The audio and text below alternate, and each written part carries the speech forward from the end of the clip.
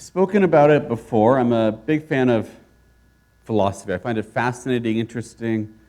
All these different ideas and questions, and philosophy, as a teacher of mine once explained it, is really just a bunch of adults that ask questions like children would. They keep saying, why, and you get down to kind of the bottom of things.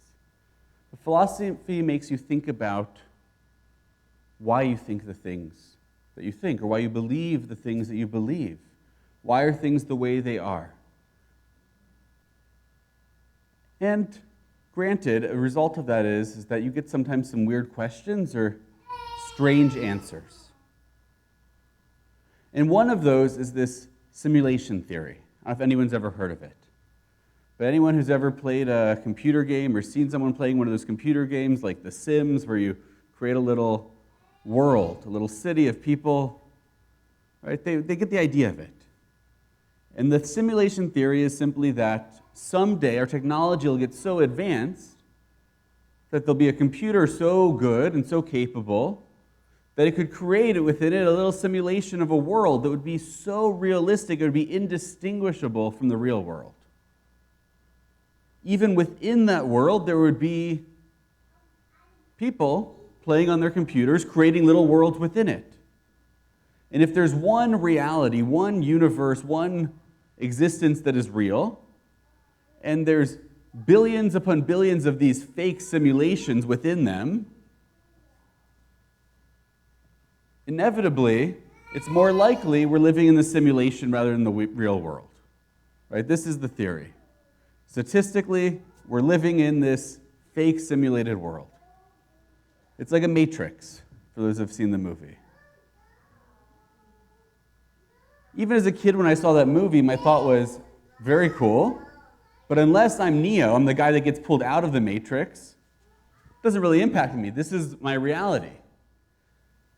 And there's a lot of fancy talk and papers written about this simulation theory and ways of addressing it, but ultimately, my response is the same. Right? This is the world that we live in. Whether it's the real one or it's a simulated one, it doesn't make a difference. My pain still feels real. My joy, my excitement, my love, that feels real. So it doesn't really change anything on the ground.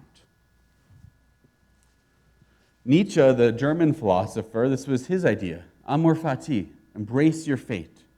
This is the only world, the only reality you can experience.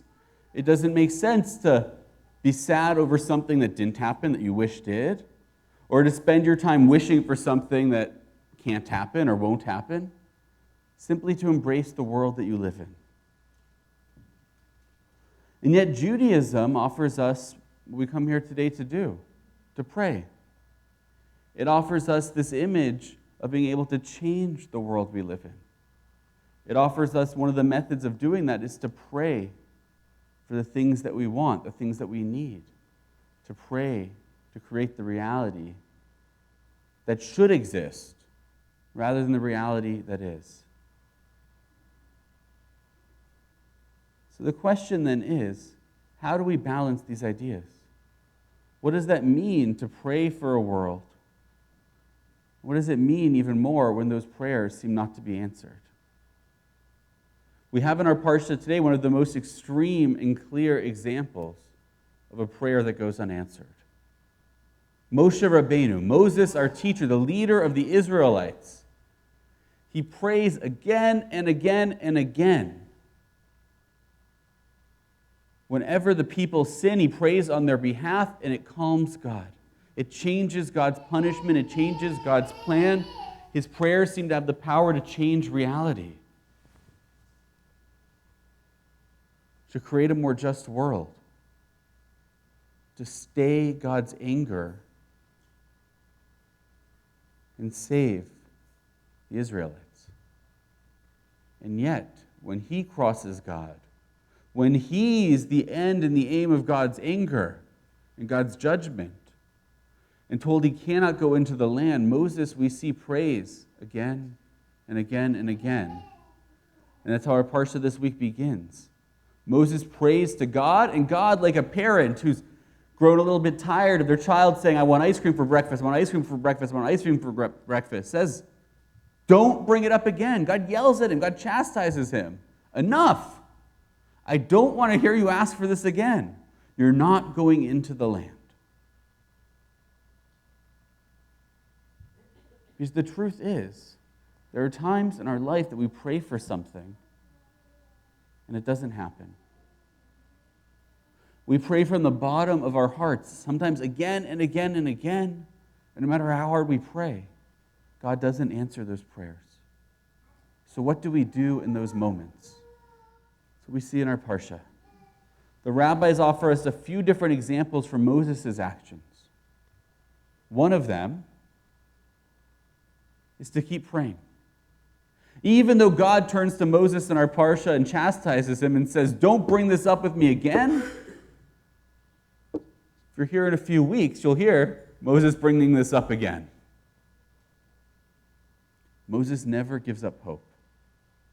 Our tradition teaches us that even when our prayers have yet to be answered, it doesn't mean we don't stop praying.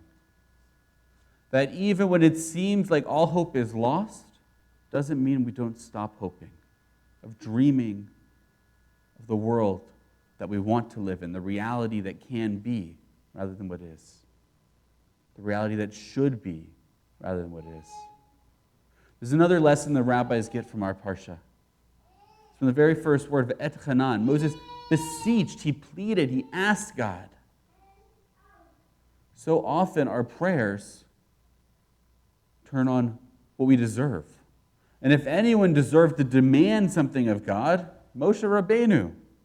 He devoted his life to the service of the Israelites, of the nation, of the Jewish people. He devoted his life to service of God. If anyone deserved to be able to demand something of God, it'd be Moshe. But instead, Moses beseeches God. He begs God, he pleads, he asks God. He doesn't demand it. He sets a model for us of not thinking about what we're entitled to, but instead asking God. But the rabbis overall say that this prayer, there's a reason it doesn't work like his other prayers. And one of the reasons is that in all of his other prayers, he wasn't praying for himself. He was praying for others. He was praying for the people to find forgiveness. He was praying for the people to have a better future. He was praying for the nation to have strength, to have salvation. And here he's praying just for himself. And if you look through the Siddur, even though we often think of prayer as a private act, as a personal act, if you look through the words of the Siddur, they're all in the we form. Few, if any, prayers are about I or me.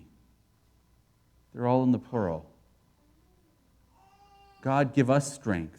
God, heal us. God, send us courage. God, provide for us and our needs. Many of the prayers are things we personally don't even need. We pray for water. We pray for good rain for our crops.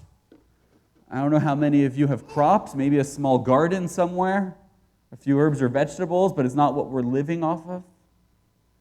And yet, we pray for these things because it's part of our communal language of thinking of not just our own needs, but the needs of those around us. And ultimately, the rabbis tell us that prayer intended to change God is a prayer that's offered in vain. The true purpose of prayer, the rabbis tell us, is to change us. Is to change our outlook, our approach. To bring our thinking from me to we. To change how we look at the world. To change how we see the things around us. Even at times, the difficulties, the pains, the trials. To see from them what we can learn from them. How they can help us to be better. More caring, more loving, more connected. To not try to change God or to change the world around us. Instead, our prayers are ultimately about changing who we are. So this Shabbat, as we offer prayers for ourselves, prayers for our community, prayers for our brothers, sisters in Israel, prayers for the world, prayers for peace, for hope, prayers imagining the world not as it is today, but as we wish it could be, as we know it should be. I invite you to use your prayers as an opportunity to think not what we demand of God to do, but what we expect of ourselves to be that change, to make that impact, to ensure that our prayers are answered. Shabbat Shalom.